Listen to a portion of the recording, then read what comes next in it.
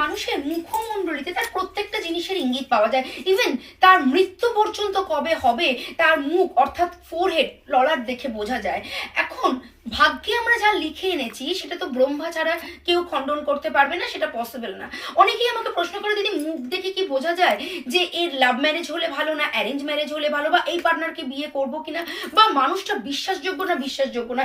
আমি যেটা বলছি, তোমরা প্রত্যেকে কমেন্ট করে আমাকে জানাবে তোমাদের মিলছে কি মিলছে না, তোমাদের চারপাশের মানুষের সাথে এরকমটা হচ্ছে কিনা। যদি হয় তাহলে তোমাদের আমি আরো বলবো ফেস কিভাবে রিড করবে। প্রথমেই বলি, কান যদি কারোর মোলা থাকে, উল্টোনো যদি কারোর কান থাকে, তাহলে সেই মানুষ কখনোই নির্ভরযোগ্য হয় না।